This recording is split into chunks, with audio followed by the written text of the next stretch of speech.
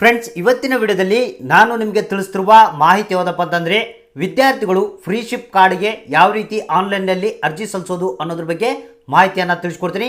ಅದ್ರ ಜೊತೆಗೆ ಫ್ರೀಶಿಪ್ ಕಾರ್ಡನ್ನು ಮಾಡಿಸೋದ್ರಿಂದ ವಿದ್ಯಾರ್ಥಿಗಳಿಗೆ ಏನೇನು ಬೆನಿಫಿಟ್ಗಳು ಅಥವಾ ಲಾಭಗಳು ಆಗುತ್ತೆ ಅನ್ನೋದ್ರ ಬಗ್ಗೆ ತಿಳಿಸ್ಕೊಡ್ತೀನಿ.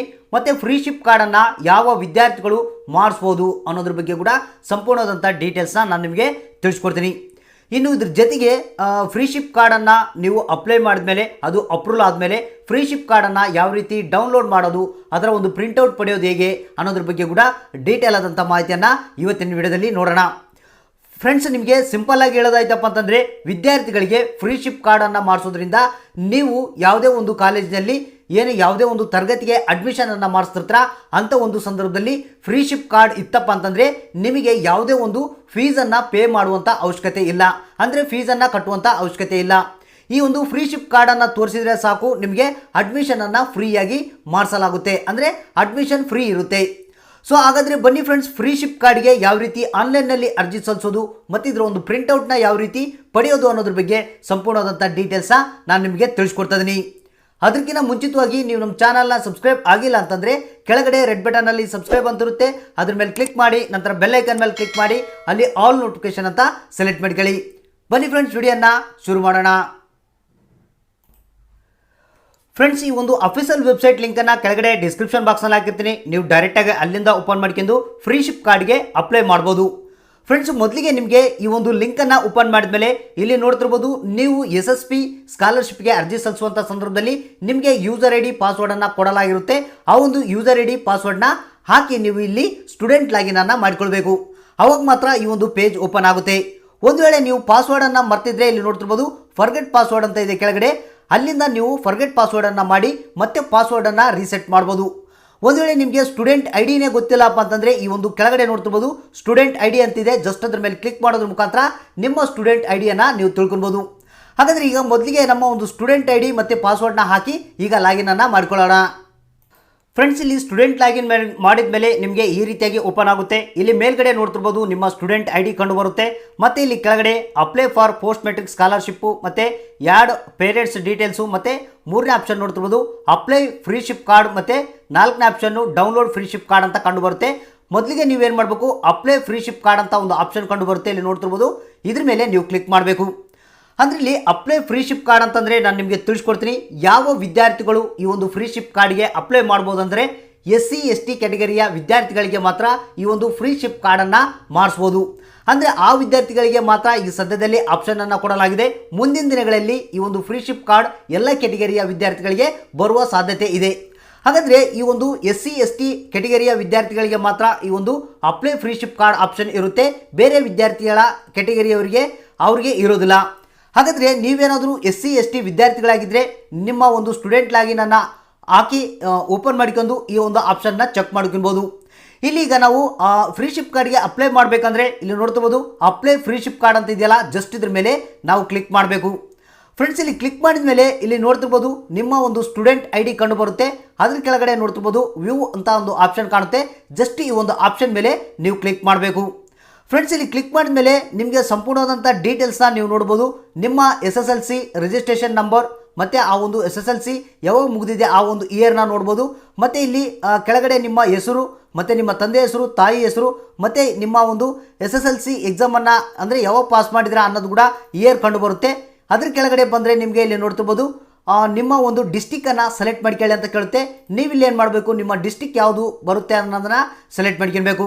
ನಂತರ ನಿಮ್ಮ ತಾಲೂಕು ಯಾವ್ದು ಬರುತ್ತೆ ಅನ್ನೋದನ್ನ ಈ ಲೀಸ್ಟ್ ಮುಖಾಂತರ ನೀವು ಸೆಲೆಕ್ಟ್ ಮಾಡ್ಕೊಳ್ಬೇಕು. ನಂತರ ನಿಮ್ಮ ಅಡ್ರೆಸ್ ಕೇಳುತ್ತೆ, ಇಲ್ಲಿ ನೋಡ್ತಿರ್ಬೋದು ಫ್ರೆಂಡ್ಸ್, ನೀವು ನಿಮ್ಮ ಅಡ್ರೆಸ್ಸನ್ನು ನೀವಿಲ್ಲಿ ಹಾಕಬೇಕು. ಅಂದರೆ ನಿಮ್ಮ ಅಡ್ರೆಸ್ ಯಾವುದು ಇರುತ್ತೆ ಅದನ್ನು ಹಾಕಿ. ಫ್ರೆಂಡ್ಸ್, ನಂತರ ಅಡ್ರೆಸ್ಸನ್ನು ಹಾಕಿದ ಮೇಲೆ ಇಲ್ಲಿ ನೋಡ್ತಿರ್ಬೋದು ಕೆಳಗಡೆ ಅಪ್ಲೈ ಅಂತ ಒಂದು ಆಪ್ಷನ್ ಕಂಡು ಬರುತ್ತೆ. ಈ ಒಂದು ಅಪ್ಲೈ ಆಪ್ಷನ್ ಮೇಲೆ ಜಸ್ಟ್ ಕ್ಲಿಕ್ ಮಾಡಬೇಕು. ಫ್ರೆಂಡ್ಸ್, ನಂತರ ಇಲ್ಲಿ ನೋಡ್ತಿರ್ಬೋದು ಡಾಟಾ ಸೇವ್ಡ್ ಸಕ್ಸಸ್ಫುಲಿ ಅಂತ ಬರುತ್ತೆ, ಇದನ್ನು ನೀವು ಜಸ್ಟ್ ಓಕೆ ಅಂತ ಕ್ಲಿಕ್ ಮಾಡಬೇಕು. ಫ್ರೆಂಡ್ಸ್, ನಂತರ ಓಕೆ ಅಂತ ಕ್ಲಿಕ್ ಮಾಡಿದ ಮೇಲೆ ಇಲ್ಲಿ ನೀವು ಮತ್ತೆ ಈ ರೀತಿಯಾಗಿ ಬರುತ್ತೆ. ಇಲ್ಲಿ ನೀವು ನೋಡ್ತಿರ್ಬೋದು ಮತ್ತೆ ನೀವು ಏನು ಫ್ರೀಶಿಪ್ ಕಾರ್ಡ್ಗೆ ಅಪ್ಲೈ ಮಾಡೋಕೆ ಹೋದರೆ ನಿಮಗೆ ಬರೋದಿಲ್ಲ. ಇಲ್ಲಿ ನೋಡ್ತಿರ್ಬೋದು ವ್ಯೂ ಅಂತ ಆಪ್ಷನ್ ಇದೆ, ಇದ್ರ ಮೇಲೆ ಜಸ್ಟ್ ಕ್ಲಿಕ್ ಮಾಡಿದರೆ already applied for freeship card ಅಂತ ಬರುತ್ತೆ. ಈಗ ನಾವು ಏನು ಮಾಡಬೇಕು, ಇದನ್ನು ಕ್ಲೋಸ್ ಮಾಡ್ಕೊಳ್ಳೋಣ.